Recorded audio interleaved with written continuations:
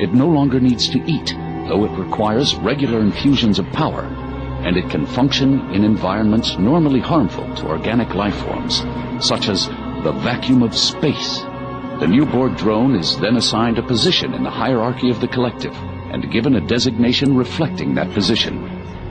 2 of 9, primary adjunct of Unimatrix 01. 3 of 9, auxiliary processor of Unimatrix 01. 4 of 9, secondary adjunct of Unimatrix 01. Borg vessels come in a small variety of geometrically symmetrical designs, embodying their monolithic mentality and their philosophy of perfection. The most common form is the cube.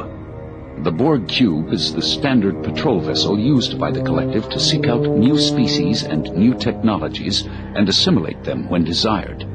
Typically occupied by tens of thousands of drones, this vessel has a highly decentralized design, with no specific bridge, engineering, or living areas. The ship can analyze an opponent's weapon systems and adapt defenses within seconds, and it is capable of repairing major damage, including direct phaser hits, almost immediately.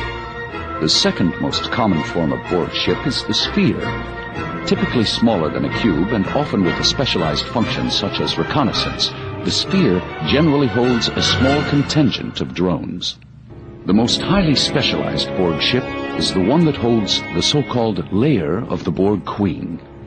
The Borg Queen vessel is also symmetrical in form, with a diamond shape that houses a spherical inner chamber. Normally docked within the enormous complex known as Unimatrix 1, this ship provides the Queen with a heavily shielded base from where she can choreograph the actions and thoughts of the entire collective. The Borg Queen herself is an enigma. The central locus of the collective, she brings order to the legions of voices within the hive mind, providing a common direction, and often speaks for the collective when such form of communication is deemed efficient. But she is a paradox. Who are you? I am the Borg. That is a contradiction. The Borg have a collective consciousness. There are no individuals.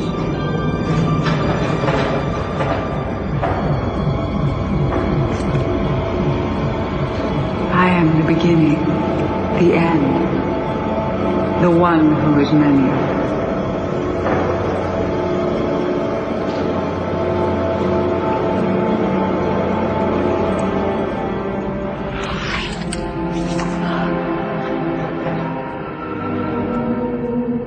I am the Borg. The first officially documented Federation encounter with the Borg came in 2365, when the USS Enterprise D was hurled 7,000 light-years across the galaxy by the entity known as Q, into the path of the cube. It was this encounter that established the Borg as a real and imminent threat. Starfleet immediately started planning a defense. The matter was made more urgent by evidence that the Borg had already violated Federation space and destroyed outposts along the Romulan neutral zone. Strategic simulation exercises were conducted, and a new class of heavily armed starship began development. But the preparations would prove too little, too late. Dwarf, dispatch a subspace message to Admiral Hansen. We have engaged the Borg. The Federation's worst fears came true just over a year later, when a Borg cube invaded Federation space on a direct course towards Sector 001, Earth. That incursion led to the historic Battle of Wolf 359, one of the bloodiest conflicts in Starfleet history. An armada of 40 starships was annihilated by a single Borg cube. Nearly 11,000 personnel lost.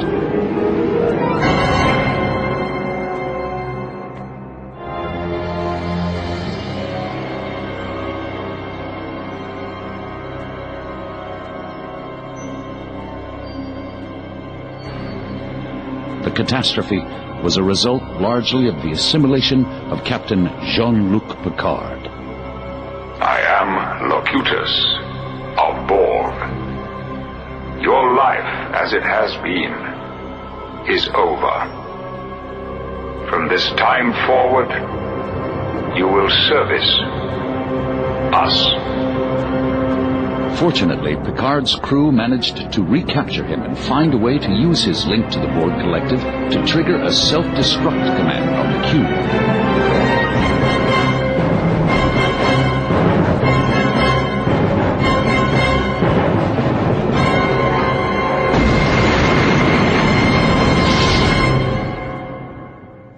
But the plans of the Borg are not so easily vanquished. 6 years after Wolf 359, the Borg regrouped and launched a second offensive to assimilate Earth, but this time with a more subversive strategy. This is Captain Picard of the Enterprise. I'm taking command of the fleet. Target all of your weapons onto the following coordinates. Thanks to Jean-Luc Picard's experience with the Borg, the attacking cube was quickly extinguished by the Starfleet Armada. However, it managed to release a probe that sent itself into a temporal vortex aimed at the year 2063. Its mission? Destroy the Phoenix before Zephram Cochrane achieves his first warp flight, prevent first contact with the Vulcans and the eventual formation of the Federation, leave humanity vulnerable to assimilation by disempowering it in the past.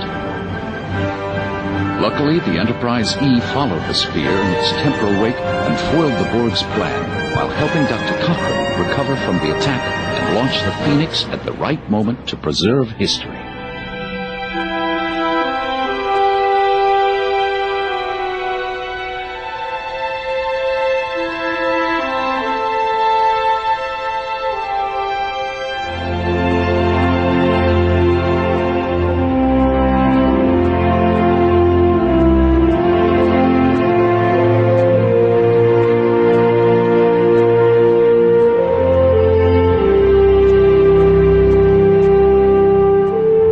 Finally, centuries later, the odd statements made by Dr. Cochrane in 2064 were explained.